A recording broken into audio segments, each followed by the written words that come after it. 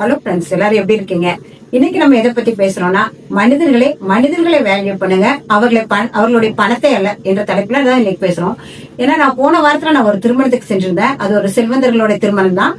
அதுல ஒருத்தர் வயசானவர் ரொம்ப அந்த மண்டபத்துக்கு கொஞ்சம் ரொம்ப சோகமா அமர்ந்திருந்தாரு. நான் என்ன ஏன் இதா இருக்காரு அப்படின்னு நான் கேட்டதுக்கும், திருமணம் நடந்தது அவரோட சொந்த அண்ணன் பிள்ளைக்குன்னு சொல்லி சொன்னாரு.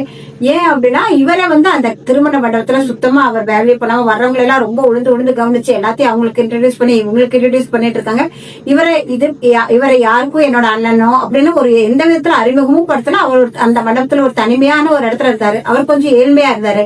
எனக்கு என்னன்னா, அந்த இடத்துல எனக்கு என்ன தோணுச்சுன்னா, ஒருவேளை அந்த கல்யாணத்துக்கு வந்தவங்க எல்லாரும் ஒரு செல்வந்தர்களா இருக்கலாம், அவங்க எல்லாம் இவங்களுக்கு வேல்யூபுல்லா இருக்கலாம். ஆனா இந்த அழுதுட்டு ஒரு தம்பி அந்த இடத்துல உட்கார்ந்து, ஒருவேளை அவங்க மனவேதனையோடு அவர் அங்க உட்கார்ந்து இருக்கும் போது இவர் மன சந்தோஷத்தோடு இவர் கொடுக்கிற ஆசீர்வாதம் அவங்கள போய் சேருமா, இல்ல செல்வந்தர்கள் கொண்டு வந்து கொடுக்கிற பரிசுகள் அங்க போய் சேருமான்னு பார்த்தா, உண்மையாலுமே மனதார இவர் ஆசீர்வதிக்கிற ஆசீர்வாதம் தான் அந்த மணமக்களை போய் கண்டிப்பா சேரும். ஆனா இப்ப ரீசெண்ட் டைம்ல பாத்தீங்கன்னா, மக்கள் மனிதர்களை வெறும் ஒரு பணமாவோ ஒரு பொருளாவோ தான் பாக்குறாங்களோ, அவங்களோட மனசுல என்ன இருக்குங்கிறத அந்த ஒரு அவங்களுக்குன்னு ஒரு வேல்யூ கொடுக்கணும் அப்படிங்கிற ஒரு எண்ணமே இல்ல. நான் என்ன சொல்றேன், ஒரு பதவியோ ஒரு பொருளோ ஒரு பணமோ அது என்னைக்குமே ஒரு லைஃப் டைம் கண்டினியூ ஆகாது. உறவுகள்ங்கிறது என்னைக்குமே ஒரு வாழ்க்கைக்கு மிக முக்கியமானது என்று பார்த்தா ஒரு உறவுகள் தான். அவங்களோட மனசை வேதனைப்படுத்திட்டோ இல்ல அவங்கள ரொம்ப காயப்படுத்திட்டோ இல்ல நீங்க என்னதான் இது பண்ணாலும் அவங்களோட வாழ்த்துங்கிறது ரொம்ப முக்கியம் அப்படிங்கிற மாதிரி எனக்கு மனசுக்கு பட்டுச்சு.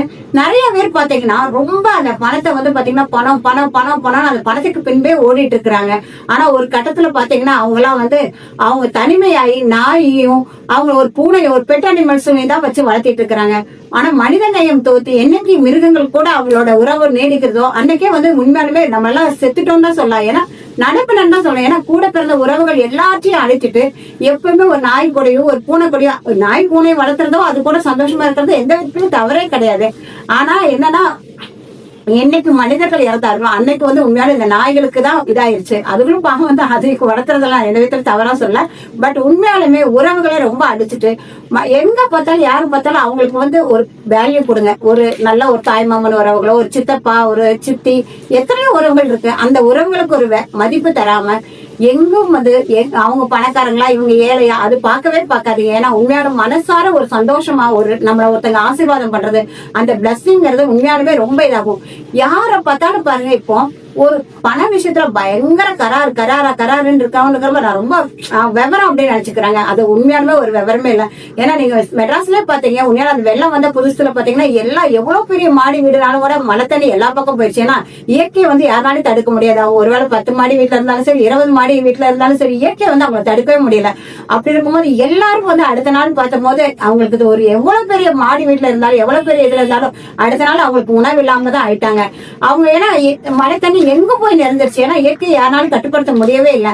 அப்போ எல்லாரும் அந்த உணவுக்கு கையேந்தி வரும் பொழுது அங்க பணக்காரர்கள் ஏழை என்று ஒன்றுமே இல்லை. எல்லாரும் ஒரே சமமா ஆயிட்டாங்க. நல்லா சொல்ல போனீங்கன்னா, குஜராத்ல பூகம்பம் நடந்தப்போ பார்க்கும்போது எனக்கு அந்த இன்சிடென்ட் இன்னுமே எனக்கு ஞாபகம் இருக்கு.